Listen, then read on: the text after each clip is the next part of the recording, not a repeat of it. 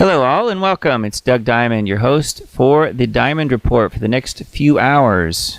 Welcome. I'm glad to see you all. It is 10:06 p.m. on 11/17/24, on the brink of nuclear war as we speak.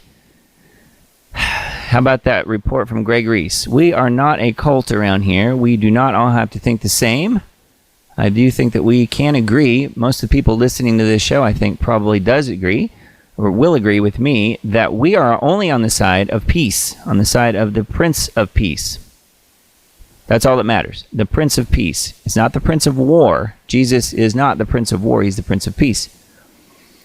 Now, what do I think will happen? I think we may have war. We may very well, very, very, very soon. And we're going to get into that tonight pretty much right off the bat. So, yeah, some of the cabinet picks for the upcoming soon-to-be Trump administration are a bit concerning, I won't lie. However, we knew what his stance was when people were going to the ballot box to vote for him. We knew. We knew Trump's stance on Israel is a very hard line. He believes, I truly believe that he believes, he is defending God by protecting Israel. Now, you and I both know that that's not necessarily the case. The people who are running Israel are not necessarily those that they claim to be. And the old verbiage that they like to use, you bless Israel, or you curse those who curse Israel, bless those who bless Israel, curse those who curse Israel. Well, Israel is a people. It's not lines drawn on a map by men. But that is what we have, and that is what most people believe current Israel is, and they believe that Israel and the people in that state are the chosen people of God, and that includes the people that live there. They think that too, and I believe Donald Trump also believes that. Now, he has proven in the past he can be educated. He can be brought up to speed on things. So, on the other hand, if we'd have gotten you-know-who in the office instead of him, there's pretty much no debate. So, I mean, I think we probably already would be at war, and it looks like that might happen now anyway, or very soon anyways. So, yeah, we're not very excited about that, as Miss Giannis is saying here in the chat. Aren't we all excited about Biden's farewell gift to the world? Yeah, he's leaving his farewell gift to the world right now. Meanwhile, he himself is apparently in Brazil or somewhere else. And, yeah, let's take a look at this first article I've got pulled up. And we will see how close we indeed are to nuclear war. Not just any world war, but indeed a nuclear war. So let's see what this says. HalTurnerRadioshow.com is the website. Updated just a little while ago, 9:33 p.m. Eastern Time. So, I don't know, about an hour and a half ago or so. Let's see. It says, Flash Bulletin Urgent. Biden authorizes Ukraine to use long-range missiles to attack deep interior Russia just in time for the swearing in. Just in time for Trump to be brought into power, right? That is his farewell gift, I think, is what we're saying here in chat. So I think you're right. Although I will say this, I don't think it's Biden doing any of this stuff. And who knows if Biden's even still around at this point. I mean, if he's truly out of the country, we'll take a look at who may actually be running the country, and it's not Joe Biden. We all know this. It says about 1 hour ago, U.S. President Joe Biden granted permission, I would say fake U.S. President Joe Biden, was probably still asleep when he granted permission, quote-unquote, for Ukraine to use long-range weapons to attack deep inside Russia. So this is what was mentioned, a couple of months back, and then people sort of blew it off as no big deal. However, let's take a look at the most recent post from Hal, and then we'll kind of work backwards here into this particular story. Update from a little while ago, 9:33 Eastern. He says when he was on the road, he was hightailing it out of New York City, which is the area that he lives in, New Jersey, New York City area. He says he was on the road. He got a call from a source who told him that Russian President Putin has been in the air from Moscow for about an hour on his way to the Ural Mountains, or Ural Mountains, I'm not sure how you pronounce it, where Russia has its nuclear bunker. And it says, bear in mind, Russia is 8 hours ahead of the U.S. East Coast, So when Hal got told this around 7:30 Eastern, that made it 3:30 in the morning over there in Moscow.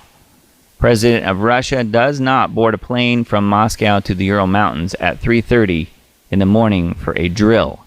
In addition, all of the Russian military top brass and their wives are boarding planes for the Urals as he types this article. They don't take their wives if it's a drill. Earlier, Hal says he reported that UK Prime Minister Starmer was on a private jet flying to Brazil. Strange that he didn't use the typical UK military plane. And he also found out that Biden is down in Brazil as well, which is what I mentioned a little bit ago. According to Hal. So who knows if it's true. Biden may be sound asleep, sawing logs since about 4 p.m. today in the White House too. We just don't know. Anyway, so let's work backwards here. That is the most recent update from Hal. And you can see here this green area is some covert intel he's got for subscribers, which I can't divulge. But if you guys are subscribers, you can go to this article on the website and have a look at that. Hal's talking about what are ATACMS. ATACMS are a tactical missile system, supersonic tactical ballistic missile designed and manufactured by the U.S. defense company LTV and then later Lockheed Martin. So the usual suspects, right? Lockheed Martin. It uses solid propellant and is 13 feet long, 24 inches in diameter, blah, blah, blah. He's got all of the details here if you are interested. The immediate effect upon Russian military forces engaged in the Ukraine conflict is severe. Russia has much of its Ukraine supply lines and spare forces within range of the longest range ATACMS. So this is what this map is showing here. And then as I scroll down here, you'll be able to see too. Let's look at this. Video representation below shows what is now at stake for Russia as a result of the US, the UK, and France decisions that were made tonight. The areas in color show the effective range of the weaponry now made available to Ukraine by the West. And this is just a screenshot, a little 4-second video here, but I stopped about halfway through so that I could show you what the range of these weapons are. Ukraine being the gray area here, and then this is Western Russia, all of this. So they're saying that the yellow area here are this first missile, which is the Hammer missile, which are these in the middle here in this list. Then the orange area here, part of Western Russia, is the ATACMS we were just talking about. That's these missiles here at the top of the screenshot. And then the red area, which includes Moscow, right here, the red area is this Tech-Ever, I suppose, type of, I don't know, maybe a drone or plane-launched missile. So that's why it's so much further into the country. That's what they mean when they're talking deep inside Russia. So that's what we're talking about here. Russia is, I should say Moscow, is well within that area. You can see why there's cause for concern. Russian lawmakers warn of World War III. Washington's approval for Ukraine to strike Russia with U.S. long-range missiles triggered warnings from Russian lawmakers. A senior member of the Federation Council said the West has decided on such a level of escalation that it could end with Ukrainian statehood in complete ruins by morning. First deputy head of the Russian Upper House's International Affairs Committee said this is a very big step towards the start of World War III. Chairman of the State Duma Lower House Foreign Affairs Committee said strikes with U.S. missiles deep into Russian regions will inevitably entail a serious escalation which threatens to lead to much more serious consequences. As Russia starts being hit by these Western weapons and Russians start being killed, it's already fully known that Russia will hold the West responsible and strike back. Tonight, the Russian Foreign Ministry issued a special statement on these developments, reiterating if Western weapons strike deep inside Russian territory, our response to the West will be devastating. I believe them. So that's where we are. And then Donald Trump Jr. tweeted out earlier, the military-industrial complex seems to want to make sure they get World War III going before my father has a chance to create peace and save lives. Gotta lock in those trillions. Life be damned. Imbeciles. So that was posted at 2:17, I guess probably Eastern time, from Donald Trump Jr. today. And then here's Keir Starmer on his way to Brazil, which is probably not in the attack zone, in the NATO attack zone is my guess. And I've said multiple times, and I still hold to this, every time you see this guy, just think King Charles, because he is doing Charles's bidding, and they're one and the same. Wherever this guy goes, he's basically King Charles walking around making those decisions. So, and you know why I'm saying that. Anyway, I wanted to spend a lot of time on this just because there's a lot to it, and obviously cause for concern. RT is saying Biden approves Russian strikes deep inside Russia with U.S. missiles, according to the New York Times. Again, I don't think Biden has done anything. Do you? It says the reported decision by the outgoing American president would signify a major policy change. That's because they want to try and stay in power and keep Trump out of power. And then it goes on to talk about some of the same missile systems and so forth. We'll link to all of these posts that I show you guys tonight in the Substack that I put out on Tuesday, provided we're all still here. Zelensky welcomes reported lifting of U.S. restrictions on long-range weapons. The missiles will speak for themselves, quote unquote, he said, about strikes on Russian soil. Obviously, Zelensky wants to stay in power, wants to stay relevant. He's been a dictator literally since sometime in May, when they suspended all elections. His term as president has been up since then, but it wasn't going to stop him from continuing to beg for these missiles and permission to use them. So that's where we are now. And then this is the other article I had pulled up from Hal's site. Iran expands the NOTAM, notice to airmen, to 4 additional zones in retaliation against Israel, ? So these are the zones, the NOTAM zones. Iran has expanded its notice-to-air missions from the central Iran region to now include 4 other regions. This could be the coming Iran response to an Israeli attack from 2 weeks ago. The NOTAM, issued very early this past week, isolated a section of central Iran from all civilian aircraft due to what the NOTAM said would be rocket launches, quote unquote. So here we go, right? This is even more. This article is dated yesterday, but still highly relevant. So we'll see where it goes. Let's hope nowhere. That would be nice. But I have my doubts this time. I mean, again, we are in the super, super dangerous zone post-U.S. election, post-landslide victory of Trump, and everything they've done to try and keep him out of power. Don't think we've seen the last of them yet, do you? I think they will still be perfectly willing to kill millions of us to stay in power. That's what I personally think. And it looks like they might be on the road to doing just that, unless God stops them. All right, let's see. Need to know.news. Some of the articles I pulled up for you guys from there. Thought this was interesting. Head of Church of England resigns after covering up serial child sex and physical abuse. Justin Welby, Archbishop of Canterbury. Isn't that where good old King Charles was made king? Reluctantly resigned. He probably doesn't think he did anything wrong.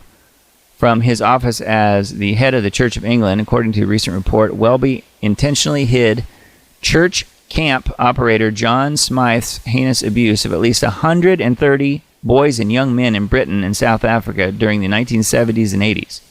Welby was informed of the abuse in 2013, and he failed to notify police of the abuse. Remember this guy? I remember that guy from the kinging of King Charles. When was that? Back in May of 23, so it's been that long.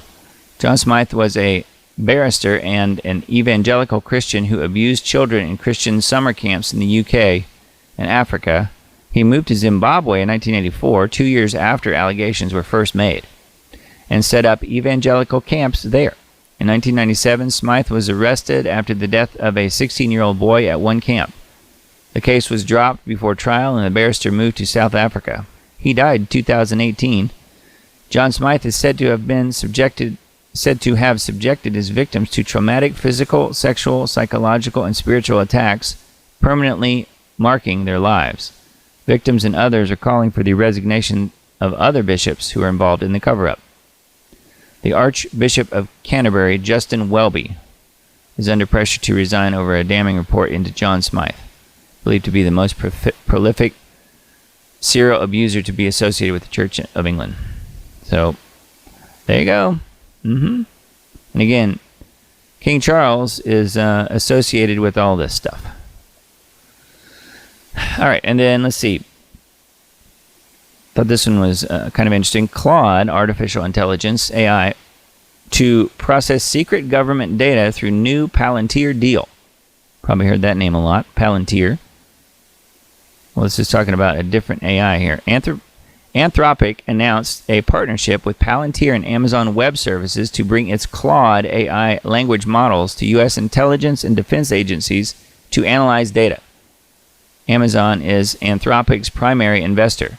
A critic wrote, "It's a disconcerting partnership that sets up this AI industry's growing ties with the U.S. military-industrial complex, a worrying trend that should raise all kinds of alarm bells given the tech's many inherent flaws, and even more so when lives could be at stake." Yeah. So they're going to bring even more AI into the government, processing government data using Palantir. Very interesting. New York City Mayor Eric Adams ends migrant food vouchers and sends 4,500 migrants back to Texas. New York City is America's largest sanctuary city for migrants. Since 2022, NYC has received over 200,000 migrants. Over 2,000 migrants have been connected with jobs in the city. New York City has spent $6.11 billion on the migrant crisis. Mayor Eric Adams is offering asylum seekers one-way tickets to leave the city, and 47,000 one-way tickets have been issued. New York City Mayor Adams lost his lawsuit that sought to block the state of Texas from offering migrants free bus rides to New York City. The judge ruled that the law was cited was unconstitutional. Despite the failure of progressive immigration policies, New York Governor Hochul is doubling down on pro-immigration policies and announced that 18,000 jobs were available to asylum seekers, but the jobs appear to not exist. Imagine that. That means she lied. Deep blue Democrat states are rebelling against the election of Trump and plan to resist every immigration policy that Trump will try to enact. But they won't go unlock their front doors and let them all come live with them, will they? No, they want them to live with us. Yeah, so that one's on needtoknow.news. New study, microplastics affecting the weather. This is something that Dane Wigington has talked about recently in some posts on GeoWatch as well. Microplastics affect cloud formation, could be altering weather patterns. Scientists showed that microplastics can have the same effects on cloud formation as dust particles, which help water droplets form ice crystals in the atmosphere at warmer temperatures. If there are more microplastics present in clouds, and therefore more ice, more sunlight could be reflected, altering the Earth's energy balance. The presence of microplastics could also increase rain and snowfall. More than 9 billion tons of plastic are estimated to have been produced between 1950 and 2017, with over half of that total having been produced since 2004. The vast majority of plastic ends up in the environment in one form or another, where it breaks down through weathering, exposure to UV light, and organisms of all kinds into smaller and smaller pieces, microplastics, and then nanoplastics, which is what we're all consuming in some way, shape, or form. So yeah, microplastics affecting cloud formation, affecting weather patterns. Another form of geoengineering. Didn't know if you guys knew about that one. Connecticut elementary special ed teacher terminated for threatening Trump voters. Annie Dunleavy, a special education teacher for children with disabilities at the Chapman Elementary School in New Haven, Connecticut, resigned from her position after she posted threats to Trump voters via Snapchat. The video was for a private group, but her friend made it public. Dunleavy said, just because you won doesn't mean you're in the clear, and just please don't test your gangster on me because you'll end on a stretcher, gone forever. So serious, she added. People of color and poor people and gay people and all the people I care about aren't going to be safe in America. Neither the F are you. No criminal charges were filed. And this surprises you? Doesn't surprise me one bit. Here's the video if you want to see it. It's embedded here. So more leftists going mad, going even crazier than they already were post-election. Trump derangement syndrome is alive and well, and I think we're going to see it get even more radical. So anyway, yeah, the council has Trump derangement syndrome. You know who the council is? We'll look at that in just a moment.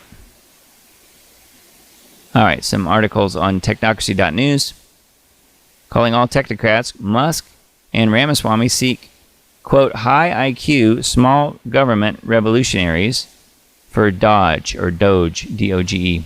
I call the trends on technocracy. Arch technocrats Musk and Ramaswamy have made the siren call to assemble a cohort of technocrats from the four corners of America, and they will reorganize and radically downsize the government and introduce AI to take over functions and jobs. It's all about efficiency. And so far, Republicans are eating out of their hands. So yes, very dangerous where it's headed. Although I do think that there is more control over where it's headed at the moment versus where it would be headed if the Democrats were in charge. So we'll see. Genetic discrimination is coming for us all. Chances are that your DNA is already in a database somewhere waiting to be analyzed by wannabe technocrats for markers to discriminate against you. Perhaps you gave blood or had surgery or used companies like 23andMe. You will never know who gave you a negative assessment nor who ordered it in the first place. But when you can't buy life or health insurance, you will get the picture. Yeah, something to think about. And I've heard that China has access or basically owns a lot of those samples, a lot of that information. So a lot of it, as it's come in, has gone to China. So just keep that in mind. And then the third article on technocracy.news is Australia kills free speech for Americans, ? And then it says not. This draconian and dystopian bill to kill free speech has already passed the Australia House and has proceeded to the Senate for a vote. The gall of Oz lawmakers to think that they can reach into our country to censor Americans is a virtual declaration of war. This comes on the heels of Trump's declaration on free speech. Hopefully, Aussie citizens can knock some sense into their legislators. So, that's what they have planned. That's what they're working on over in Australia. That's on technocracy.news. And some of the top articles I pulled up from Reclaim the Net, I'll just read through some of the headlines here. Geofence, warrants under fire as Fourth Circuit reconsiders key ruling. U.S. Fourth Circuit Court of Appeals, which is considering the United States versus Chatry case revolving around dragnet-style geofence surveillance, has announced it will revisit its original decision that stated a geofence warrant issued in connection to a bank robbery did not represent a violation of the Fourth Amendment. Specifically, the appellate court first ruled that regardless of the fact that the warrant was used to gain access to location data belonging to all those who happened to be in the busy area during the commission of the crime, should not be treated as a search.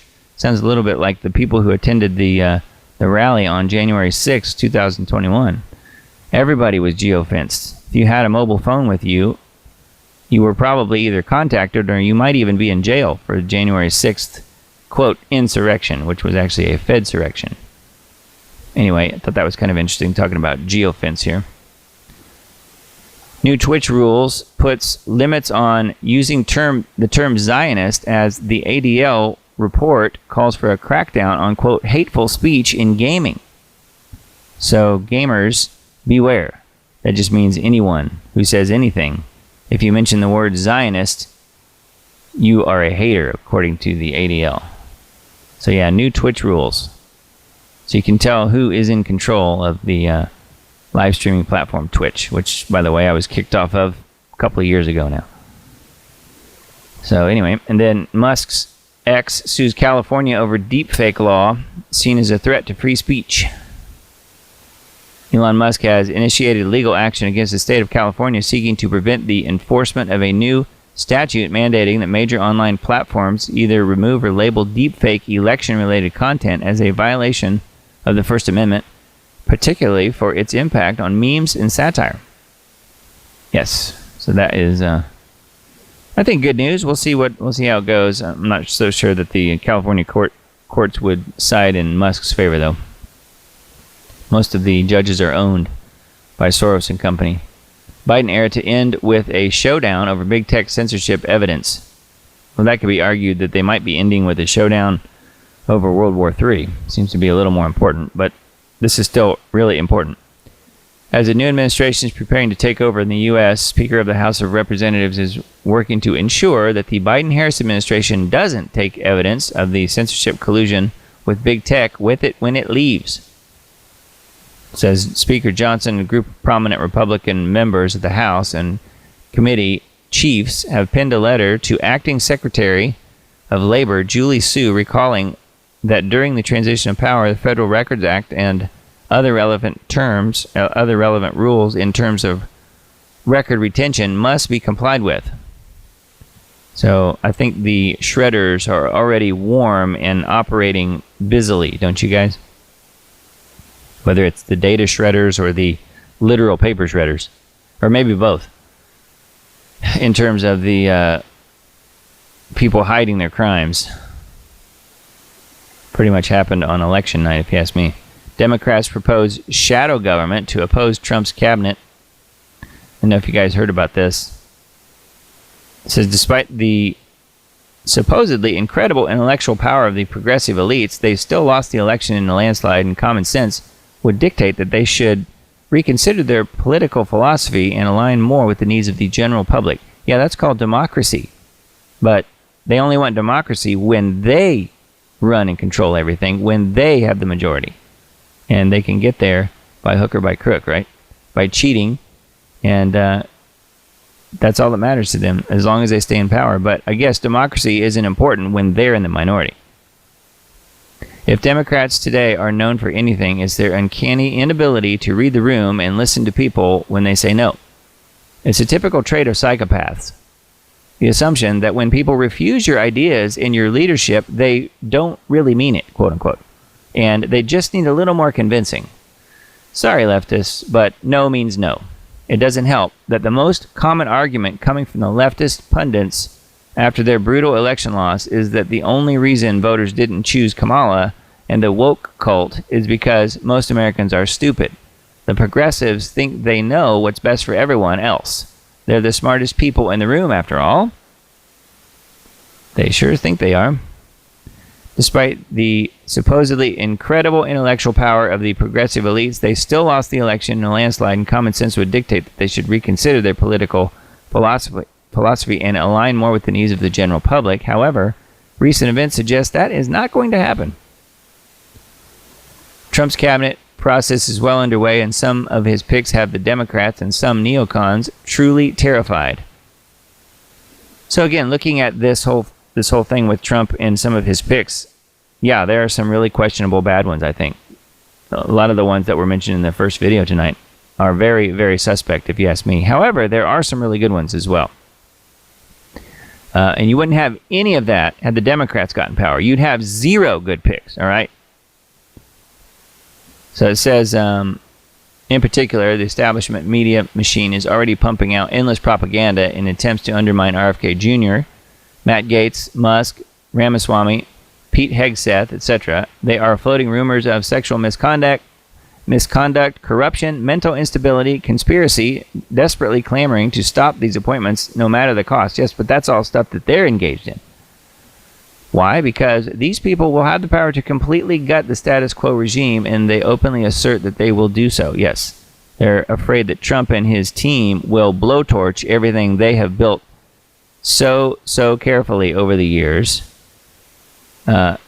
on the backs of you and I, they have this massive criminal empire. They're afraid it's going to be dismantled, which is the whole purpose of getting Trump and team in there to begin with. Not that everything he's going to do will be perfect, because it won't. We already know this. We knew this going into this thing. So here is the shadow cabinet that I mentioned a little while ago. Democrats are legitimately proposing the formation of an unelected government in the form of a shadow cabinet to oppose Trump's agenda and policies. Let's see how long this video is. I'll play a little bit of it at least. If Trump attempts to weaponize the justice system against his political opponents with Matt Gaetz at the helm, we could see incoming Senator Adam Schiff as our shadow attorney general, arguing against replacing our independent prosecutors with Trump loyalists. If Trump seeks to eliminate the Department of Education, Congresswoman Johanna Hayes, a former Teacher of the Year, could step up as shadow education secretary to loudly defend public education in the United States. If Trump orders Marco Rubio to hand Ukraine and much of Eastern Europe to Russian President Vladimir Putin, Congressman Greg Meeks, as Shadow Secretary of State, could be a strong voice in support of maintaining international relationships and protecting democracy at home and abroad. Senator Michael Bennet as Shadow Treasury Secretary, and Congresswoman Susan DelBene as Shadow Commerce Secretary could help ensure the middle class and small businesses have a voice in government and call out Trump's proposed tax cuts for billionaires and corporations. As Shadow Defense Secretary, Congressman Adam Smith, a great representative for the people of Washington and not a Fox News host, could counter Trump's threat to use military force against his political opponents and work to ensure that the Department of Defense stays loyal to the Constitution and not some wannabe dictator. And Senator Tammy Duckworth could argue against cuts to the Department of Veterans Affairs that would delay the benefits and care our service members have so rightly earned. If Trump hands over the EPA to big oil ally Lee Zeldin, we could see Congresswoman Kathy Castor pushing back for environmental protection and conservation to protect the air we breathe and the water we drink. And if Trump pushes to ban abortion nationwide, Congresswoman Rosa DeLauro could step in as Shadow Secretary of Health and Human Services to defend women's right to choose and argue against the gutting of Medicare by Trump and his cronies. Mr. Speaker, new times require new solutions. The shadow cabinet isn't just about opposing extreme MAGA attacks on our government. It's also about making clear what we stand for, not just what we're against. There you have it. Everything the guy said was a lie. And yes, isn't this treason? Absolutely. Yes, it is. But it's okay when they do it. Apparently. But yeah, they want to set up a shadow government to rule and reign, I guess, ostensibly from the mountains in Colorado instead of Washington, D.C. So if they get Washington, D.C. nuked by starting a world war before they leave office, and, they have the keys to the bunkers in Colorado, I guess that leaves them in charge, doesn't it? And they can elect Kamala Harris as their president. Well, says, Holy Shizzles, Democrat Congressman Wiley Nickel is openly discussing creating a shadow government to undermine Trump. He's openly admitting they're going to commit treason. Adam Schiff, Shadow Attorney General, blah, blah, blah. We heard the whole name, the whole list of names here. So, of course it's treason. And he's doing it from the floor, it looks like, from the floor of the House, apparently. But they are out in the open. They are unencumbered by things that the rest of us have to abide by, such as laws. They don't care. They are out in the open, and they do not care what any of the rest of us think. They honestly believe Trump is Hitler, therefore anything goes. Anything they do or want to do or say is all that matters, even though every word out of their mouth is a total lie. But it doesn't matter to these crazies. Google AI tells student he is a drain on the earth. You are not needed, please die, quote unquote. In a chilling episode in which artificial intelligence seemingly turned on its human master, Google's Gemini AI chatbot coldly and emphatically told a Michigan college student that he was a waste of time and resources before instructing him to please die, quote unquote. Vidhay Reddy tells CBS News he and his sister were thoroughly freaked out by the experience. I wanted to throw all of my devices out the window, added his sister.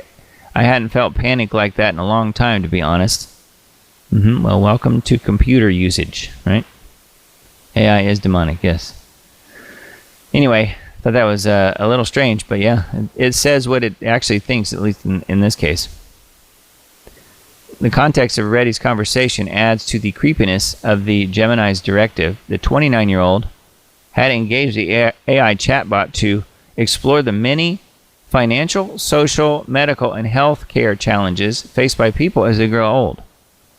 After nearly 5,000 words of give and take, under the title Challenges and Solutions for Aging Adults, Gemini suddenly pivoted to an ice-cold declaration of Reddy's utter worthlessness and a request that he make the world a better place by dying, which it's just saying what the people actually in charge want to have happen.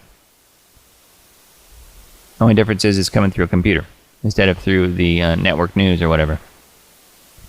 It says, this is for you, human, you and only you. You are not special, you are not important, and you are not needed. You are a waste of time and resources. You are a burden on society.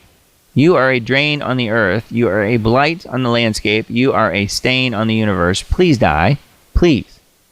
That is from AI programmed by leftists who actually believe that and would say that as well to this person and to all of us if they could. These are the people that are running the world. Certainly the people that are running this country at the moment. So there it is. A little bit of truth. So I will give it that. I guess it kind of let it slip. Cat's out of the proverbial bag as far as AI goes. But that is a bit of truth. It wasn't exaggerating at all. Revolver.news thought this was kind of funny. Senator Johnson unveils photo of Biden-appointed cross-dressers after reporters rage over Gates nomination.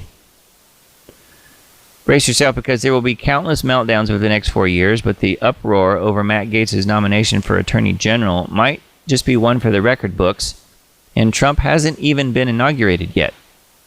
The media, the left, and GOP rhinos like John Cornyn, who actually wanted to be the next Senate Majority Leader, but he's been overlooked at this point or decided not to for John Thune, are in absolute hysterics over the idea of Gaetz, a brilliant attorney and relentless fighter, becoming the next Attorney General.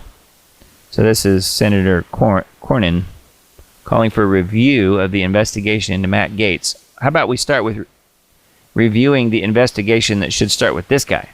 Start there. People are attacking Matt Gaetz as a joke and labeling him a troll, but here's the thing. If Gaetz really were some total joke, then they'd welcome him as Attorney General, but he's not. He's not a joke, but he's also not being welcomed. Truth is, they're terrified because they know he's serious about taking on the deep state, and he's got the plans to do it, as a liberal reporter, Sarlin of Semaphore, acknowledged earlier. He said, one thing about Matt Gaetz I think is misunderstood. He's a smart, tactical thinker with real goals. People treating him as a clown pick rather than a power move with lots of baggage are wrong on that part. If he becomes AG, he won't just immediately implode. He'll have plans. Yeah. So here's the funny part, though. Senator Ron Johnson says, so while the media melts down as acting as if Trump has done the unthinkable by nominating someone that they claim can't be taken seriously, meaning Gaetz, Senator Ron Johnson delivered the perfect response. Senator Johnson put everybody in their place when he held up a photo of two Biden cross-dressing appointees, which are men in nylons and dresses, one of whom was actually fired after being arrested for stealing luggage, and asked if anybody harassed the Democrats over these two freaks. He actually had that in his pocket. He unfolded it and showed it to him and said, did anybody harass the Democrats over these two freaks? So good for him. Thought that was funny. Anyway, that's an article on Revolver.news. And then this one too. Convicted meme warrior Doug Mackey names deep state operatives that Trump must fire. Thought this was interesting that he's coming out and actually naming names. Probably feels a bit emboldened by the Trump win, so I think that's good, though. Unjustly convicted meme warrior Douglas Mackey, targeted by the Biden regime and charged with election interference, quote-unquote, for nothing more than sharing a satirical anti-Hillary meme, has taken a brave stand against the deep state who came after him with both barrels. Mackey is now exposing the operatives who lurk in the shadows, doing the dirty work under the cover of darkness. So it's saying that he wasted no time in naming names. William Sweeney is the first one named, James Comey's loyal lackey, as the first deep state operative that Trump must fire. Sweeney is the man who spearheaded the war against Trump supporters in New York City and took down many decent folks simply because they dissented against the regime. How dare they? So his post says, I will drop the first deep state name must be purged, William Sweeney, James Comey's henchman and the man in charge of the FBI's New York field office. The man was in charge of the witch hunt against Trump supporters in New York City. So there's a picture of him. I will drop the first deep state name that must be purged, William Sweeney, and then he drops other names as well. Second name, Seth Dukarmi, a Trump appointee and the acting U.S. attorney who kicked off the weaponization of the Justice Department by rubber stamping the Biden regime's assault on free speech. So and there's the second person, this guy, Seth Dukarmi, I guess, probably. And he mentioned several more here. Naming names. So anyway, yeah, they're mentioned here on this article on Revolver.news. Again, we'll link to this article and all the others on the Substack post that I send out later in the week, Tuesday. So make sure you're on that list. The link's in the upper right corner, right up there, diamonddisc.substack.com. And then, this is kind of interesting, I thought. Lots of articles on how MSNBC's audience has completely collapsed, disappeared, once Kamala lost and they got disillusioned, but the full extent is shocking.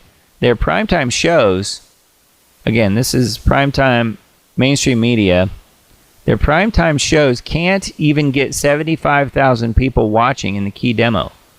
The demographic is 18 to 54. Weekend shows don't even get 30,000 people watching. So it is literally imploding.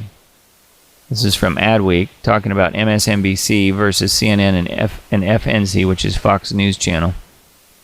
Some of the different hosts on here. You can see that Ingram and Brett Baer and Waters and Hannity and Gutfield all have fairly high numbers versus all these others. MSNBC is almost in the single digits. No, not exactly, but very, very bad. So, anyway, something that we all know. MSNBC's audience is completely collapsed. So they're not even doing as well as CNN, and that's not saying much. All right, and then the big story of the week, at least one of them that I was following, was what was going on with InfoWars. InfoWars restored to Alex Jones in total reversal of yesterday's shutdown. Well, it's been restored to him temporarily. I think it's still going to all be looked at again, but what these people did was a criminal takeover of InfoWars. I know many of you guys out there don't really care what happens to Alex, but it is a free speech situation here. I don't know if you guys know much of the story, but this guy was railroaded, and they're trying to steal everything from him, and with number one goal that they have as shutting him down. So, but it all fell apart this last week. They had him off the air for a brief few hours. They literally did, and then they had an emergency meeting with the judge, and the judge said none of it that happened legally and what he intended. Says the tables have turned against the enemies of AJ in a absolutely stunning turn of events detailed by the man himself during a series of live broadcasts earlier today, which was, I think, a couple days ago now. So it's been restored to him, total reversal of yesterday's shutdown. According to Jones, President Trump, Elon Musk, and all of their lawyers are personally interested in his case. He says there is an active federal criminal investigation open in Houston against those conspiring against him. Jones has also stated his enemies called him earlier today and said, in essence, we didn't know what we did in auction that it was illegal, we'll give you whatever you need. So they switched it back on. So anyway, it was very strange how it all kind of unfolded. But anyway, he is back up and running as of a few days ago. He got shut down on, I think it was Thursday morning, and then by later in the day, Thursday, he was back up and running. So anyway, remains to be seen what happens exactly, because they really do want to take him down and take him out. So it's when you're being effective, I think. All right. I found this one and thought it was kind of interesting. It says, here's how insane things have gotten in Norway. The Socialist Party has a wall of shame in their office with rich people who have left Norway due to the outrageous taxes that they're now being charged with. Who do you find on that wall? Well, startup founders like this person, Haga ETC, who was forced to leave the country because he was paying all of his income in taxes. All of it. But now he's bad because he didn't want to pay all of his income in taxes, so he leaves the country. It says, when the Soviet Union is becoming the role model of your country, maybe it's time to GTFO. So here's the wall of shame. So yeah, rich people who have left Norway. And I can see why. I can see why. And then he posted here, the guy who they're talking about, not only was it all of his income, it was several times more than his income. So he left the country and he's bad because he wouldn't pay not only his entire income, but even more than he was making to the government. So this is where they want to take all of us, you know. So we'll see where it goes. I just thought that was a bit comical. All right. So for all of you crazy conspiracy people out there, this is one I came across. I thought you'd like this one. The eerie detail discovered in a photo taken by a couple in notorious Bigfoot hotspot, which is, of course, West Virginia. I didn't know that West Virginia was necessarily a notorious Bigfoot hotspot, but Bigfoot certainly is notorious. So I thought this was kind of interesting. At first I wasn't really seeing what was being talked about here. But you can see where the red circle is. It's circling something. And if you look closely, it appears to be fingers. It looks like fingers, and I will give you that. It really does look like fingers. If you go to this article on Daily Mail, it really does look like fingers. And then, of course, you can't see anything behind this. These two blocks stacked on top of each other. But it's saying, a couple have shared an eerie photo from their trip to a notorious Bigfoot hotspot in West Virginia. I think that's funny.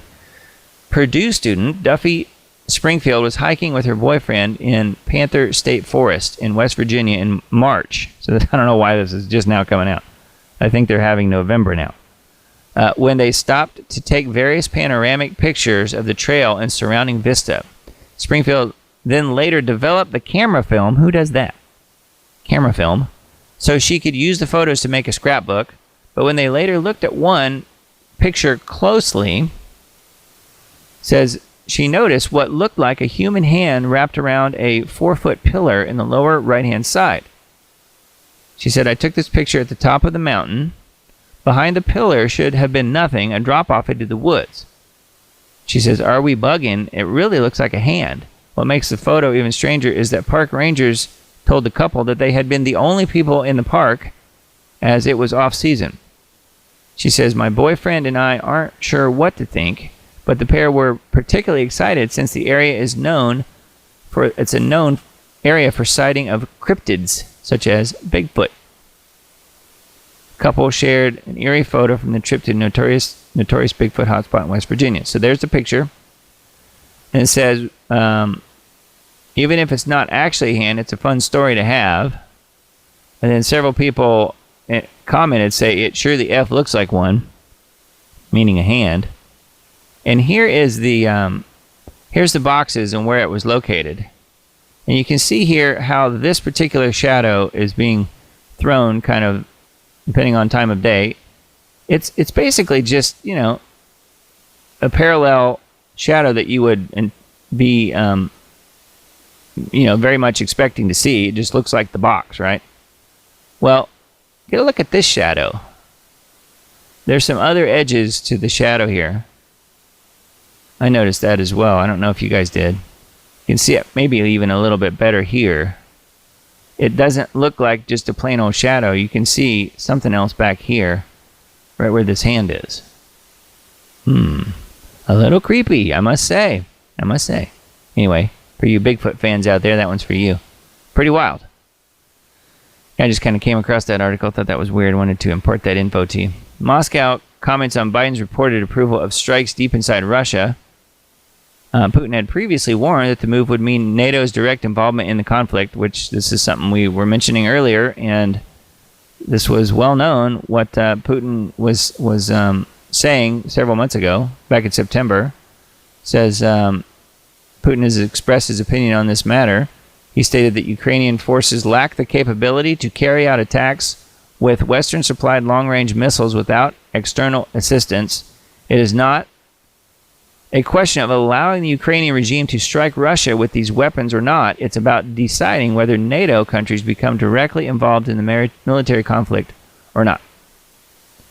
Yeah, because it would take NATO troops, it would take NATO guidance from NATO satellites for these missiles to hit their targets, is what he was saying. So that article's on RT. I mentioned the council earlier. This is a screenshot I wanted to pull up and go over just a little bit with you guys in case you have never seen it before. Let me zoom in a little so you can kind of see. We can see the faces first before I do. And then current members of the council. The council, you could argue that this is the actual president of the United States right now. Yeah, Barack Obama is certainly, in the middle of or finishing up his third term. Hopefully never to be heard from again, although don't hold your breath, right? So yeah, Obama certainly is part of it, but this is probably the team of people who are actually making the decisions with and in addition to him. So it says current members of the council include U.S. Inspector General, and it mentions Michael Horowitz, FBI Director Christopher Wray, U.S. Attorney General Merrick Garland, Director of Office Professional Responsibility Jeffrey Ragsdale, Chief Public Integrity Sector Corey Amundsen, Deputy U.S. AG Lisa Monaco, and First Principal Deputy USA G. Marshall Miller. So that is these people that are part of the council. And then the council emeritus, so people that are just not necessarily active, is what I'm led to believe here, or maybe they are and just not in direct governing capacity. And you see these people as well, some familiar faces. Former U.S. Attorney General William Barr, Jeffrey Rosen, Richard Donahue, Andrew McCabe, Robert Mueller, James Comey, Eric Holder, and Jack Smith. All names that most likely you have heard and or faces you know. So I just wanted you guys to see that. That's the council. That's the President of the United States currently. So that is something that I wanted to mention. I don't know if I have mentioned that much before on the show, but it is something that I will keep going back to because the council is trying to get us involved in World War III right now, trying to get us all killed so that Donald John Trump will not become the next president of the United States. So you can thank these people for that. At least these people and the people above them. All right, let's see. PeoplesVoice.tv says Adam Schiff admits Trump is planning to arrest him for treason. I wonder why. Not because he's committed treason or anything like that. No, not at all. Judge halts InfoWars sale to The Onion. Mentioned that a little while ago. UK begins rolling out digital IDs for citizens to prove their status. So again, Starmer, and that one is picture with Bill Gates, of course. It says German socialist government to postpone elections, citing paper shortage for ballots. Paper shortage. So yeah, you can't have actual elections with paper ballots because we're short on paper. They're probably using it to stay warm. They're burning it because they don't have any gas because the Nord Stream pipeline's been blown up by the Americans. So they have to now light their ballots on fire so that they can stay warm. I guess that's probably what's going on. Just a guess. I don't know. Pentagon claims UFO almost crashed into a commercial airliner above New York. So I hadn't heard about that one. Didn't know if you guys did. Pentagon released new report of UFOs that reveals hundreds of documented incidents of unidentified and unexplained aerial phenomena. I like how they changed UFOs into UAPs. I guess that's because it doesn't have the stigma that UFOs do with the little green men. So we're covering it all tonight, aren't we? We're covering Bigfoot and UFOs. I mean, what else do you need, really? That's why you're here with me, I'm sure. So let's see. Democrats demand Musk is investigated over his Russia ties. Russia. That's right. He's now cozy with Donald Trump. So yes, Russia, of course. Argentina's president may be about to quit the Paris Climate Accord. Javier Milei, who I definitely have some big reservations about, but interesting that he might be leaving the Paris Climate Agreement, which I think is probably not a bad idea. So anyway, that's the top headlines on that site, People's Voice, and then Information Liberation. Schumer moves to silence criticism of Israel as hate speech with Anti-Semitism Awareness Act. And I'm sure they'll try and get this as quick as possible to Donald Trump. And who knows where that's going exactly, but it doesn't look good. Let's just say that. Trump taps RFK Jr. to lead Health and Human Services, if you didn't already know. Federal judge orders hearing into questionable auction of InfoWars to The Onion, which we've talked about earlier. Trump picks Fox News host Pete Hegseth for Secretary of Defense, which we'll mention him again in just a few minutes. And then Matt Gaetz for Attorney General. And then talking about some of the other picks that he has, Kristi Noem and others, which we've already mentioned tonight. Marco Rubio is a huge deep state pick. So he definitely has some bad picks happening here. I will not lie. But on the other hand, he's a guy that is I'm guessing he's going to require that these people, in order to keep their jobs, do exactly what he says. So I think that's good and bad. So we'll just see where it goes. We'll hold out some of the judgment here, at least on this show, until he actually stays alive long enough to get into office. So we'll have to see if that even happens. Because again, they're trying to get us as soon as possible into World War III. Trump nominates Kennedy for Health Secretary. Pretty wild. We'll see how that goes. He'll actually be above the group where Fauci was, where he was head of. So yeah, and the FDA and the CDC and everything else. So you can bet the shredders are running full steam 24/7 right now. Trump picks North Dakota governor for Secretary of Interior, Doug Burgum. So Department of the Interior.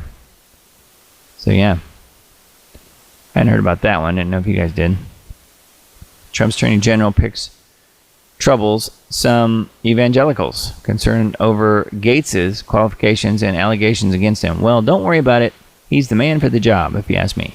He's one of the few that I really think Trump did. I think that was actually a really good choice. We'll see how it unfolds, obviously, but I think Gates will be a good choice to be in there for sure. All right, I found this article. Well, actually, it's not really an article so much as it's got a couple of links to some people that we've talked about on this show before, so I just wanted to mention it in case you guys wanted to follow up on it. I was not aware of this, but some of you guys, you know who you are, who are Dustin Nemos fans. I am not personally, but I get it. I think that a lot of what he says has merit, and I don't disagree with everything he says. I certainly do agree with a lot of what he says. In the short interviews and pieces that I've seen, I should make that caveat. But it says Dustin Nemos was set to debate Tim Cohen, which we refer to Mr. Cohen a lot on this show because I personally think that he is right on who the coming Antichrist is going to be. So there's a little bit of a debate apparently between the two of them. It says they were set to have a debate about who the Antichrist is. Nemos says that it's Trump, and Cohen says it's King Charles. It fell apart when Cohen found out that Nemos believes that Jews like Cohen is a Jew, hence the name, right, are the Edomites posing as Jews. Cohen believes that Europeans and Arabs are Edomites, consistent with secular Jewish belief. Despite the fundamental disagreements, both are fascinating to listen to.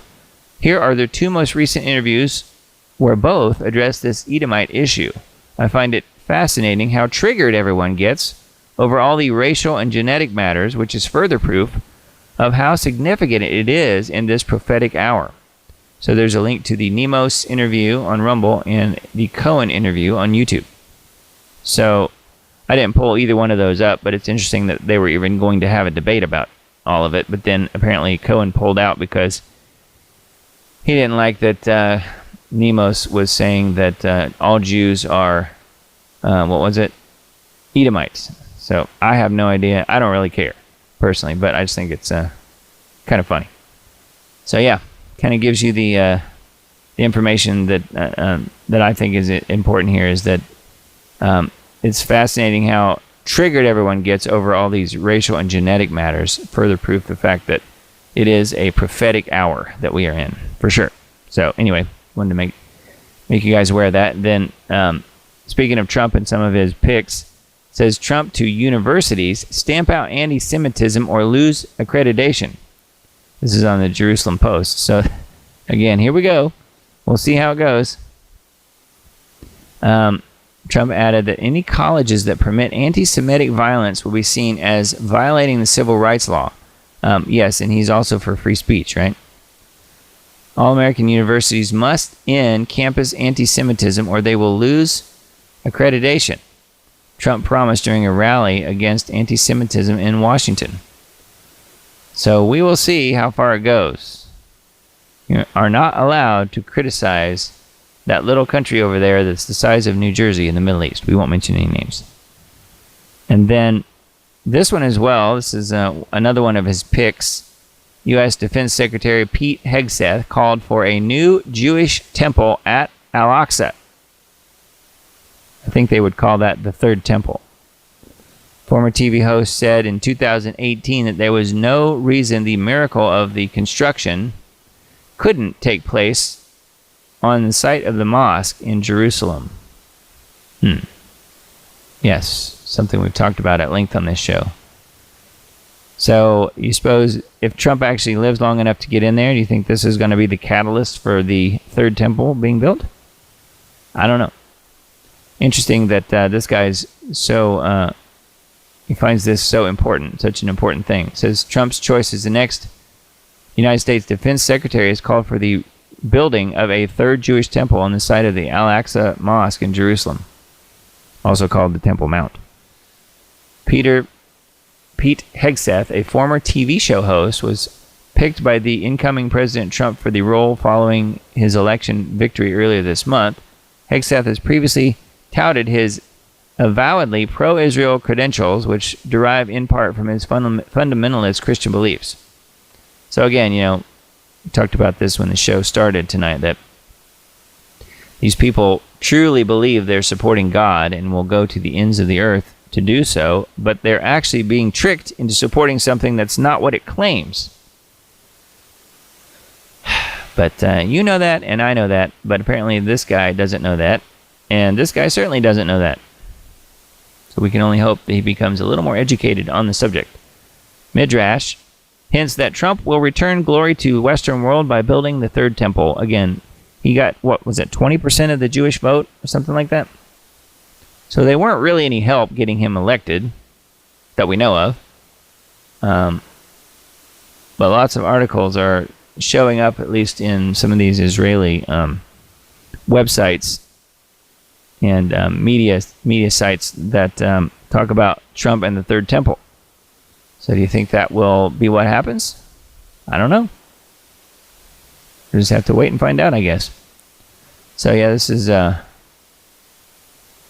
talking about, this is on Israel 365 News. This is talking about Trump's name in Hebrew numerology equals 424, which is the same as Moshiach ben David, which I think we mentioned that before on the show. So yeah, they minted the coin with his profile superimposed with the image of King Cyrus and blah, blah, blah. But again, he's not really being heavily supported by the Israelis and the Jews, at least as far as the election goes. But we will see. again, maybe he was put into power for this particular reason. Maybe this is just part of how the end times unfolds. I don't know. Just something to think about for sure. Gateway Pundit article, I mentioned this earlier. Democrat congressman openly reveals the plot to form a shadow government, names individuals who could undermine every Trump cabinet member. Yep. Trump haters in the D.C. swamp went to great lengths to hide their efforts to destroy President Trump and his family.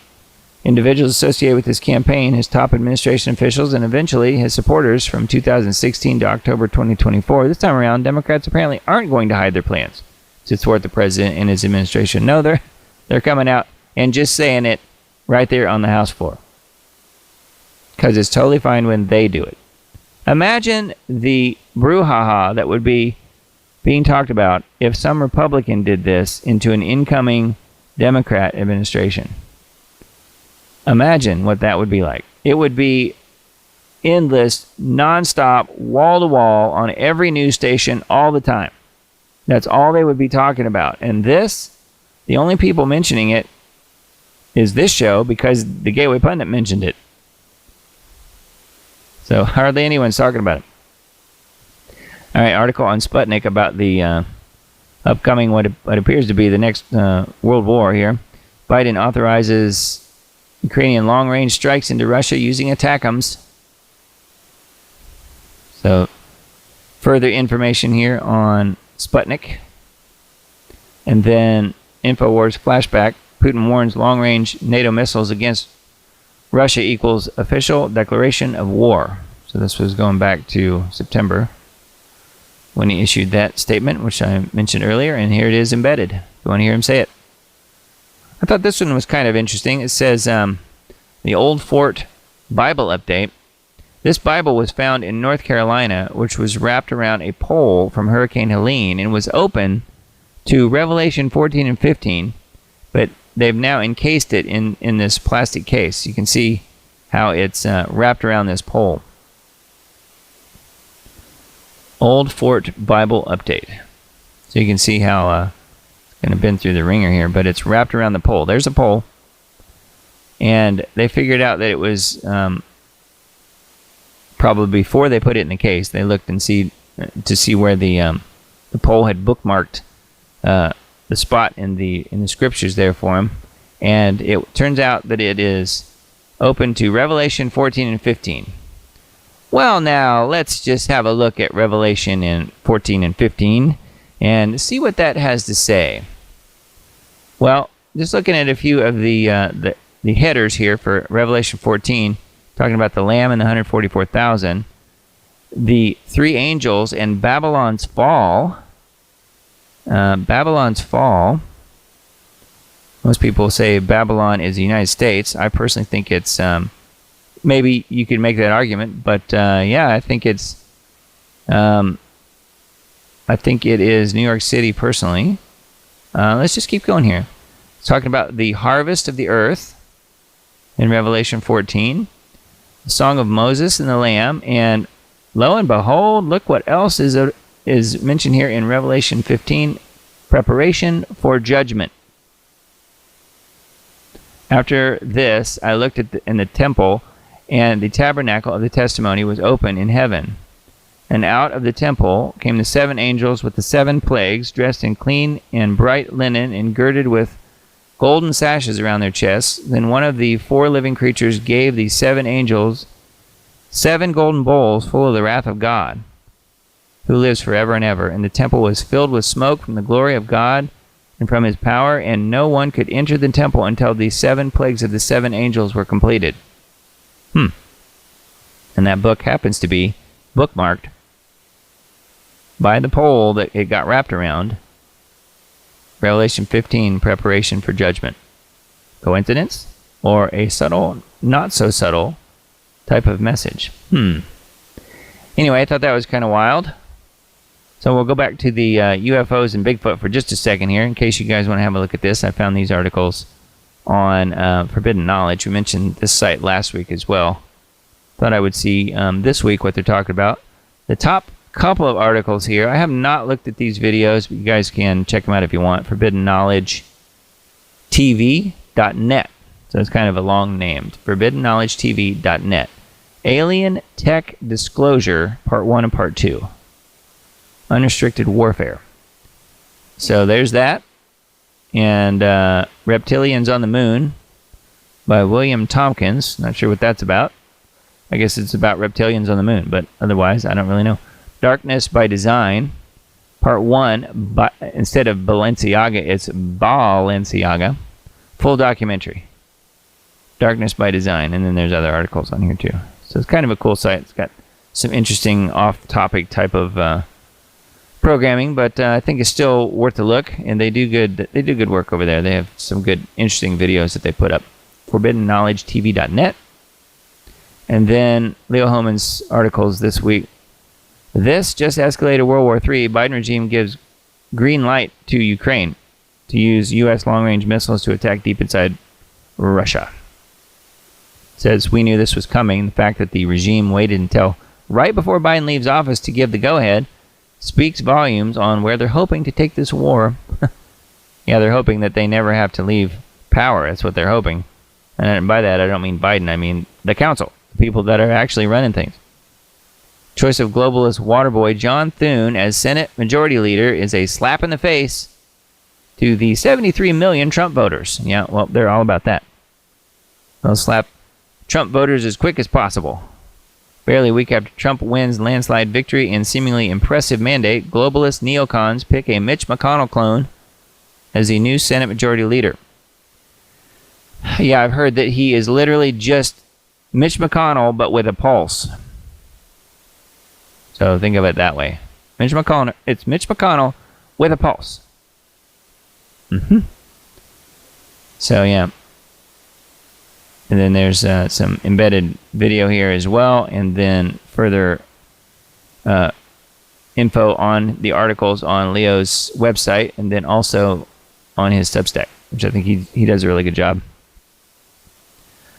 Then he's got one post. Will Trump be the anti-war president he promised, or will he cave to the neocons who controlled the Washington Uniparty? Well, let's hope it's not the latter, but we'll see. We'll see. Again, we know for sure what we would get if a Harris would be in there, because then you would have deep state in control of everything versus the way it's headed right now, provided he's able to stay alive long enough to get in.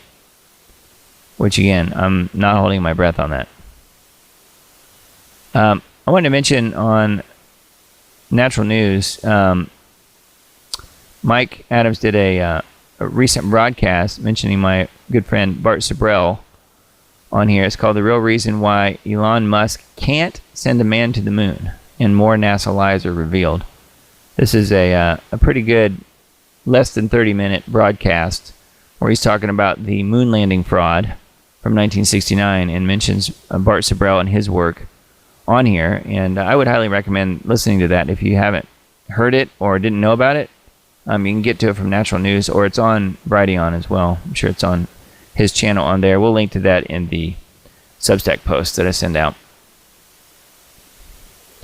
Let's see some of the headlines. Got one on AJ and Company.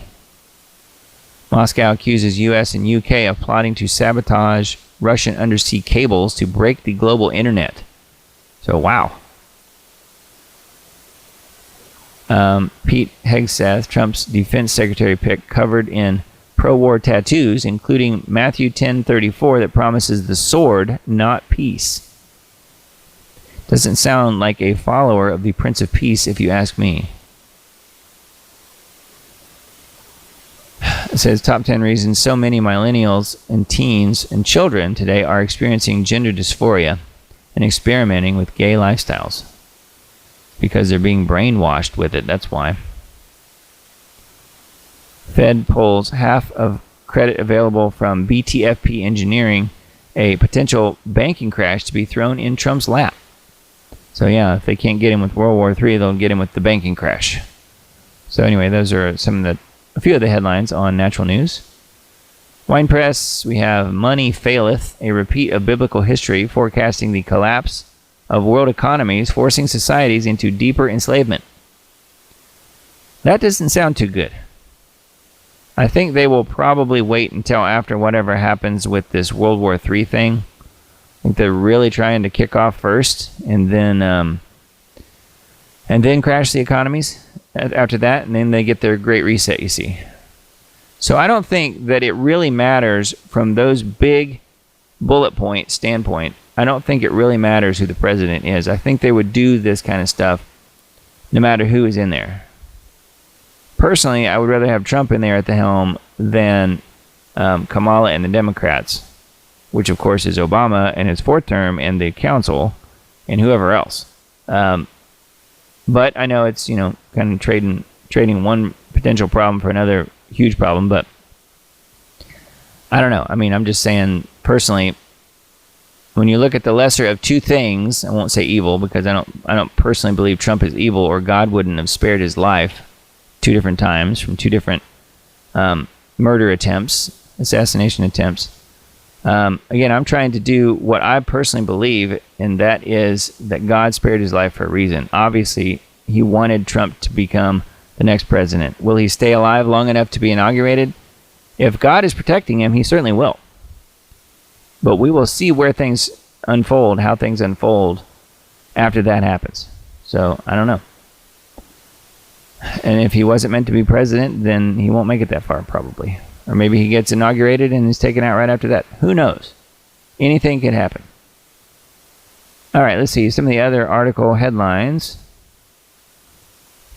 on Wine Press. Fear ye not me, saith the Lord. Americans are hysterical over election outcome, but have no fear of God.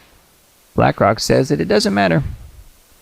Bank of International Settlements selects Pablo Hernandez as next general manager for 2025, expected to expand tokenization. Italy tests the world's first gene-edited CRISPR vines for winemaking. So gene editing wine vineyards. That does not sound good. U.S. credit card debt reaches $1.17 trillion. Household debt nears $18 trillion. Anyway, let's see here. Number of companies say they will pass higher prices on to customers because of Trump's tariffs. Yeah, I'm sure. So that's just a few of the headlines on Wine Press News. And then, let's see, Gateway Pundit headlines. Trump selects Caroline Leavitt to serve as White House press secretary. So, it'll be nice to not have to look at the insane Cabbage Patch doll anymore. We'll just leave it at that. You know who I'm talking about. Anyway, we'll see how this works out. Caroline Leavitt, 27-year-old national press secretary of his presidential campaign, is who he has nominated. Serve as press secretary for upcoming administration. She will become the youngest person ever to hold the position. So it won't be Alex Jones. I know some people were saying, no, he's going to be Alex Jones will be the press secretary, which would be hilarious. But he's kind of already said he doesn't want the job. So, anyway. So we'll see. And then here she was on, you guys might have seen this, where she torches the ABC propagandists for defending Democrats' hypocrisy. Yeah. So, it says, before joining Team Trump, 27-year-old Leavitt worked for Representative Elsie Stefanik, who Trump earlier this week said would serve as his UN ambassador. So, whoop-de-doo, right? UN ambassador. She then left Stefanik in 2022 to run for Congress in New Hampshire, where she won the GOP primary but lost to a far-left incumbent in 2022 general election. So, anyway, we'll see how it goes. Anyway, there's your new press secretary, I guess, coming soon. Theoretically, anyway. And then, this was kind of hilarious in a way, and very sad too. Alec Baldwin faces blowback for using raspy voice to mimic RFK Jr.'s neurological condition on Saturday Night Live. But it's okay when he does it because he's a leftist. He can do these kind of things. Make fun of people and their speech impediment. And keep in mind that this guy was literally just off the hook for murder. He literally shot a woman that he was on the set with. But it's okay when he does it, I guess. It says Baldwin is facing criticism for using a raspy voice to mimic RFK Jr. during a skit on Saturday Night Live.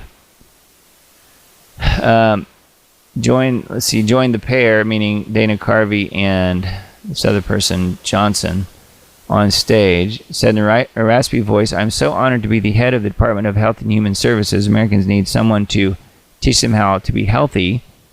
Like me, a 70-year-old man with a movie star looks and a worm in his brain," quote unquote. He delivered the joke. Baldwin altered his voice to mimic Kennedy's rasp.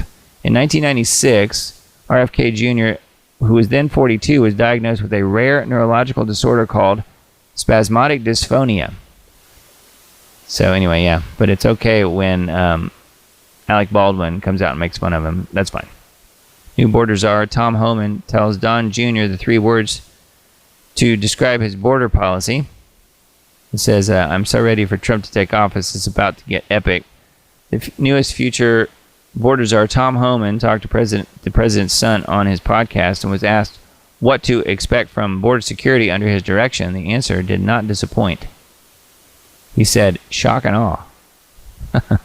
So, anyway, NotToBe.com articles, and then Deep State and Total nuclear meltdown over Trump's disruptor cabinet picks, scramble to form shadow government while other officials threaten to resign. So that was on AJ's show tonight. So, talking about the deep state minions. World War III alert. Biden officially greenlights the, again, I don't think it's Biden, officially greenlights the bombing of Russia with long-range missiles by NATO. It's a transparent attempt to escalate the Ukraine war before Trump takes office. Get a load of that face. AJ breaks down how Biden has approved the use of Ukraine's use of U.S.-supplied long-range missiles into Russia. A red line development that Putin warns signals the declaration of total war.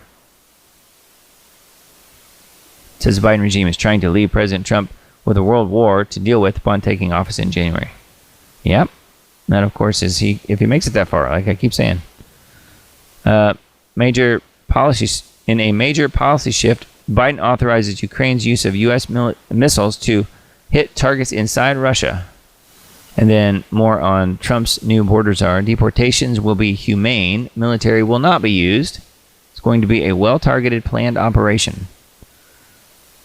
Trump has appointed Tom Homan as border czar, White House role that will not require Senate confirmation. Homan was the former acting U.S. Immigration and Customs Enforcement Director, ICE. Under Trump, he has a hardline stance on illegal immigration. That is what it will take. So, we'll see. We'll see what happens.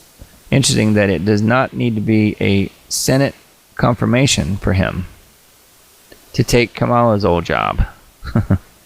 Yeah, right. All right, and then vaccine impact articles.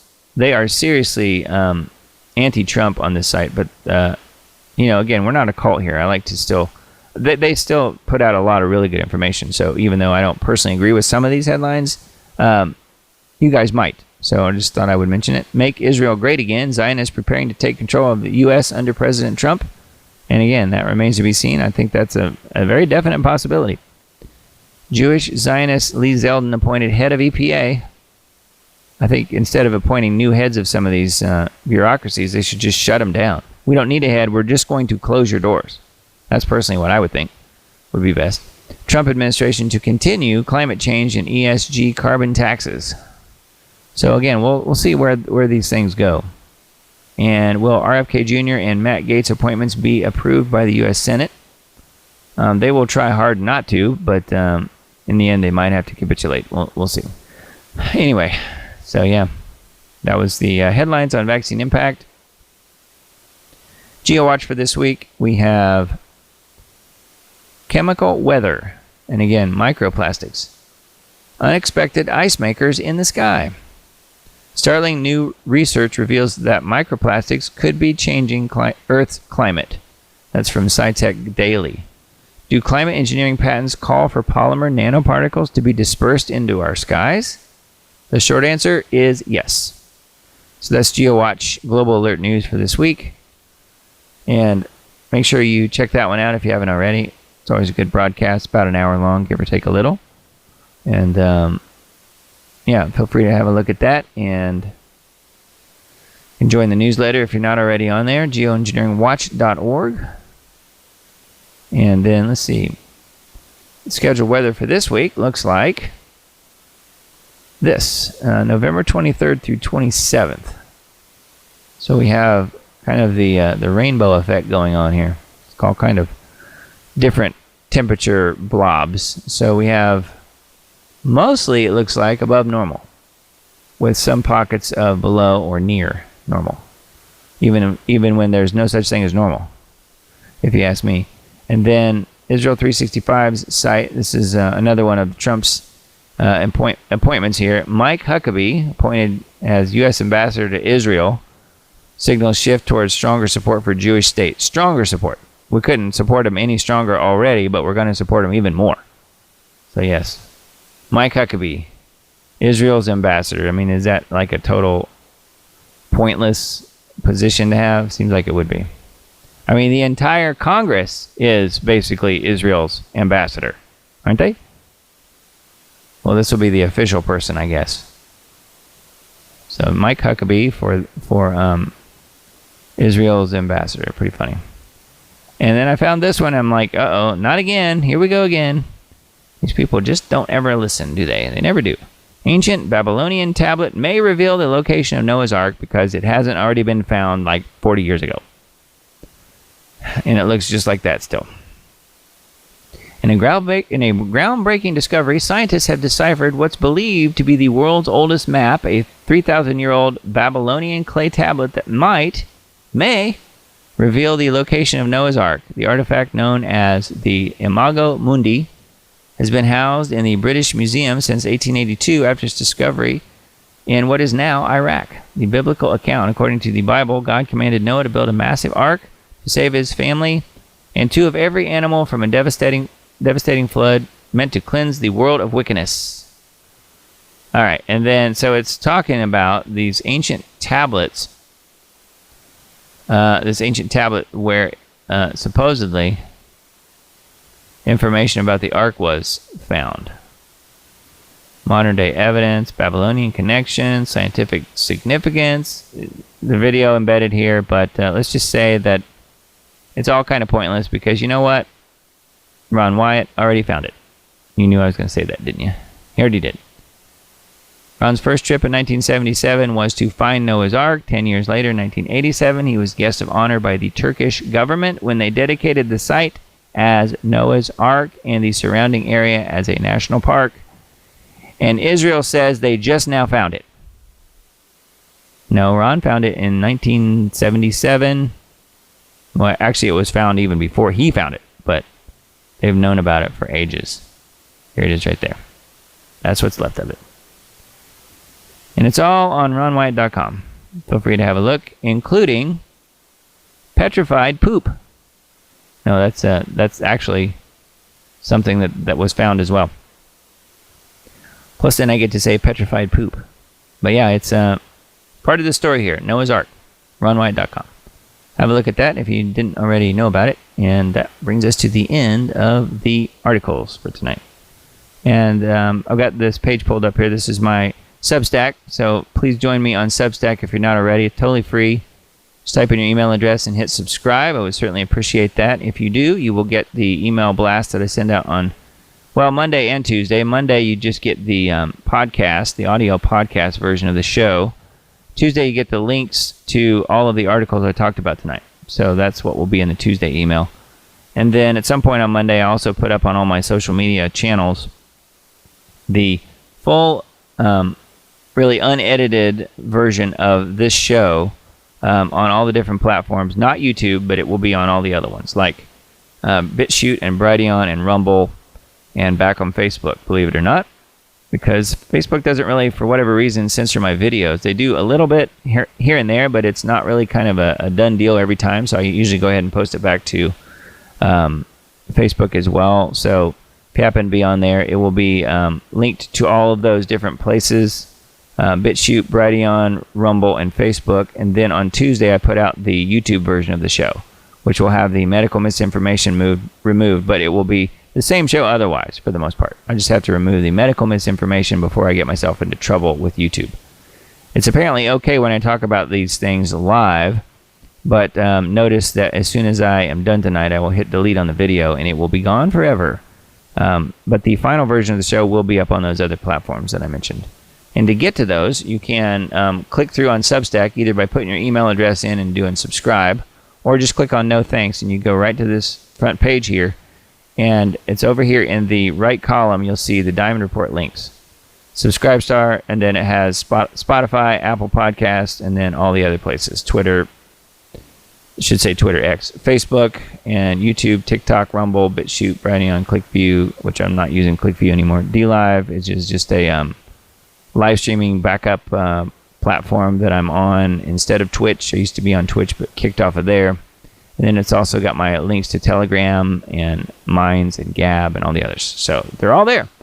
So I would appreciate a follow on all of that stuff, just so you can kind of stay up to date with what I'm doing. I definitely appreciate that very much. And then Subscribestar is kind of the new thing. And Miss Emily posted a link to Subscribestar in chat, in both chats actually, on Rumble and also on YouTube. So please, if you don't mind contributing to what I'm doing, I would really appreciate that. It starts at $5 a month, and any little bit like that helps because, again, I'm spending a ton of time every week putting the show together, and anything you guys can do to help me out would certainly appreciate it and be very, very welcome. And thank you to the whopping 3 subscribers on Subscribestar who have helped me do that. I mentioned last week, kind of surprised some people when I told them that you have to have at least 5 subscribers on Subscribestar before they will pay you anything. So you can have 3 subscribers and you get basically no payout and no monthly billing until you have reached at least 5, and I'm not there yet. So if anybody wants to step up and help me out, I certainly would appreciate that. That's on subscribestar.com/diamonddisc. That's in the black box in the upper right corner, right up that way. Subscribestar.com/diamonddisc. Diamond Disc is the name of my company. That's why I use that. Figure it's pretty easy for people to remember. So that's what that is. Anyway, let's have a look at the chat and see what all you guys have been discussing amongst yourselves. Let's see. Yeah, didn't Obama leave the country a while back? Kathy's saying. I heard that. I don't know that there's any way to necessarily prove that. I think Hal maybe reported that as well. Hal Turner. But I don't know. I'm not sure, and I'm not convinced that he would stay gone, unfortunately. Obama, I mean. Susan says, I have a question. Am I misinterpreting a carbon tax as a bad thing for the average American citizen? Is this directed toward the true violators, the global corporations, or just average people? Well, the Joe Rogan and Elon Musk clip, I think the context was, let's have a carbon tax credit ostensibly instead of an income tax, although you know how that works. They bring in a new tax, they never take away the old tax, so then you're paying 2, 3, 4, 10, a million different taxes. Well, that's probably what would happen. Carbon tax is just another ridiculous situation where they're going to try and tax you, and then it's all tied to the global ID and the social credit score and all that stuff. So carbon tax would be seriously bad news. I don't know how old that particular clip was with Elon Musk and Joe Rogan talking about it. I have no idea if that's something that he still wants to do or not. And now he's going to have a position in government, so let's hope not. But I think carbon tax would be seriously bad news. Of course it's going to be abused. Of course it'll be used to take away meat consumption. I think that's a big thing. So it's not just it's not like a flat tax that other people have proposed in the past. It's a tax on your carbon footprint. And you remember the guy talking at the some of the different globalist meetings and stuff, talking about the carbon footprint tracker. So it would be tied in with that whole idea of tracking your carbon footprint, which is seriously bad news. So no, that is not something that we would want. It would not be a good thing at all for the American citizen or any other citizen. Matter of fact, they want to institute it across the entire world. They want it to be a global citizen sort of carbon tax. So that is not good news, and we definitely do not want or need that. So, based on cow flatulence and your ability to not eat meat, and if you say and do the right things on social media, and your usage of petrol or gas in your car, or it's like all of these globalist New World Order type things that are tied to it. So no, that's seriously bad news. We do not want. So if Musk thinks that that's a good idea, that is a serious red flag for sure. Which that's what they were talking about. So I mean, at one point at least, he certainly thought that. I don't know if he still does. Yeah, I think the carbon tax would be against the core. Let's see. Yeah, it would not be good.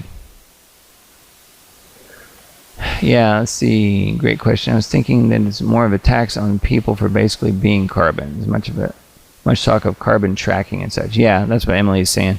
And yeah, that's exactly what's going on. I think it's the carbon footprint tax, carbon footprint tracker, and it's a seriously globalist sort of World Economic Forum move, and that's something they definitely want. So if that's something that Trump and team would go along with, that would be really, really bad news. And that is not why people elected him, by the way. Interesting, Doug, that micro and nanoplastics are a form of geoengineering. Is that what you said? Yeah. Yeah, they are. That's something that Mr. Dane tackled on Global Alert News this week. So you might want to have a listen to that. But yeah, it's just out there kind of floating around in the atmosphere. And then, of course, it's a lot of it ends up in the ocean, which also ends up in the atmosphere, too. So yeah, it is a form of geoengineering, yep. Emily's talking about the World Championship of Hide and Seek Sasquatch. They are hard to catch, yep, that's right. I know. We've touched on pretty much everything this week. We've touched on UFOs a little bit and Bigfoot both. So I've done my job. We can now retire early for the evening. Interdimensionals, yes, I think that's what they are as well. Bigfoot and Sasquatch, I don't know. Maybe some sort of descendant of the Nephilim. Don't know. I've never seen one long enough to count its fingers to see. But you guys follow that a little bit as well. People talking about the Cohen and Dustin Nemos debate. That would be really interesting. Actually, I would definitely watch that. Although I think Cohen would just get mad. from what I gather, he's kind of a hothead. From what I have sort of witnessed in the past about stuff like that. So I don't know. I'm not sure how long it would last. But yeah, if they could keep their cool, it would be really interesting. Just stick to the facts. It would be pretty wild. It's incredible about the Bible and the case. Yeah. You read the chapters, it'll give you chills. Yeah, I did that. Yep, chapter 14 and 15 in Revelation. Not an accident, if you ask me. Let's see, in past years, I've seen videos of fires that have ravaged houses completely, and yet the Bible remains intact inside the house.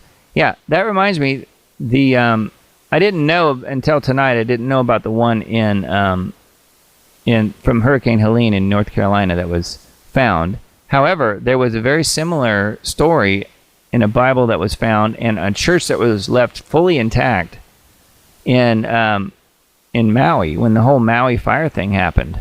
That was really interesting and a very similar story. So you guys, if you didn't know about that story, just maybe do a search for that. Maui fire and church and Bible and maybe a few other keywords in there. But yeah, there was a very similar story there. And I know a lot of people have drawn parallels between what happened in Maui and what happened in North Carolina. Very, very similar types of things took place. It appears to be a land grab in both cases. So let's see. I love the broadcast. It makes me laugh and think. Susan says, enlightens and uplifts. Thank you, Doug and Emily. God bless everyone here, and thanks for the time together. You're welcome. Yeah, glad to do it. It is 1 o'clock your time if you are Eastern time zone. So it's getting late. Yeah, so God bless you guys for thank you so much for subscribing. Not only on Subscribestar, but also just the free ones on Substack. That means a lot to me because that tells me that you like the information and that you don't mind getting it in your inbox. I always get just a little bit sad when I see that someone unsubscribes from receiving my emails because I'm blasting you apparently with so many emails every week. Now I send out 3. I send out 1 on Sunday, 1 on Monday, and 1 on Tuesday, and that's it.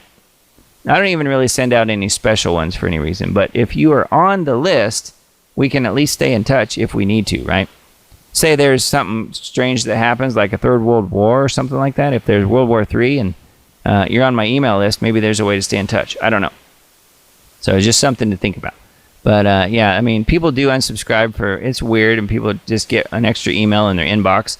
I mean, I have literally probably 1,000 that I go through every day. So I mean, I'm not unsubscribing from a lot of things. I get tons and tons of junk. So if you don't want to be on the list, then by all means unsubscribe. But I would prefer that you don't, just so we can stay in touch if possible. And yeah, we'll try and keep the information flowing. But yeah, I send out the Sunday email is only going to have the links to the broadcast that evening, which is the show you guys are taking part of now. That's the Sunday email. That's pretty much it. The Monday one has the audio podcast embedded in it. That's the audio version of this show that happens on Sunday night. That's pretty much it. There's a few other links in there, but not much else involved in the Monday one. The Tuesday one has all of the links to all the articles and many of the videos and stuff that I show during the Sunday night broadcast. So that's the Tuesday one. It's really the main one. And then that also has the link back to the edited YouTube version of the show. And we usually do a YouTube premiere of the final version that ends up on YouTube, which is cut down from the full-length show. That's kind of how I work things. I mean, things could change in the future, but that's kind of mostly what I've been doing lately. So thank you, guys. We'll call it a night tonight. We'll be a little bit earlier than normal, I guess. So we'll play one more video on the way out. I've got several here, but I'm thinking we'll watch this one that I've got kind of bookmarked here called "America Will Not Go Down Like This." And it's a John Bound report. I know many of you guys that are listening like his work a lot. And he's part of the InfoWars crew, and I think is doing really, really good work. So we'll watch that one. America will not go down like this. So we will catch up again next week at the same time on a different day. What is that? The 24th. We are fast approaching Thanksgiving. It's hard to believe. So the 24th at 10 p.m. Central will be the next broadcast. And then we will be creeping up on Thanksgiving, and then it will be officially December right after that. That's hard to believe. We are almost through this entire year already. Crazy. I think 2025 is going to be an interesting one, though. I know many of you guys think the same. So we will call it a night for tonight. Blessings to you all. Thank you for hanging out with me tonight. We covered a lot of ground, I think. So just know that I will keep you guys in my prayers, and just ask that you keep me in your prayers as well. And I really, really appreciate that very much. And thank you again for the support. I didn't mention the store, but the store is linked there in the black box in the upper corner up there, upper right corner. This is the store where you can... and somebody did buy a cap last week. So thank you for the person that bought the cap. Not selling a whole lot of products, but someone bought one of these. I think it was this one, corduroy cap, which looks really nice, by the way. It looks really nice. Right, like that. Let's see. I'm not sure what color they got. I'd have to look, but it looks really nice. It says Conspiracy Analyst, and it has the Diamond Report web address on there. So anyways, thank you guys for doing that. Appreciate that very much. And be sure you're following along on Twitter X. I didn't mention that tonight, but definitely want to be following on there. I find some really interesting things to tweet and retweet about. I thought this was an interesting picture. Just before we go, I want to show you guys this picture and see what you guys think of it. Well, this is only a piece of the picture, but you can see what he's holding here in his hands, RFK Jr., and everybody at this table, man, I wish I could find the better picture. Everybody at this table is holding McDonald's food with a PH, right? Because food from McDonald's isn't normal, actual, real food. It's food with a PH, PHOOD, as my good friend Dr. Rima would say. But yeah, he's holding it. Notice he's not eating it. But people the rumors are kind of flying about what's going on. Why do they have all this McDonald's food at the Trump table, and Elon Musk is across from RFK Jr., and RFK doesn't act like he even knows what to do with it, which is pretty funny. But what this person here is saying is that RFK Jr. just found out about the hazing ritual to get into Trump's inner circle, and apparently is eating McDonald's food. So I don't know if that's true or not, but it is really funny. And pretty dangerous, actually, too. And just remember that more squirrels and raccoons have been arrested than anyone on Epstein's client list. Just keep that in mind. So I hope you guys have a great week. Love you all, and we'll see you again next week. Blessings to you guys. Hope you have a really great week.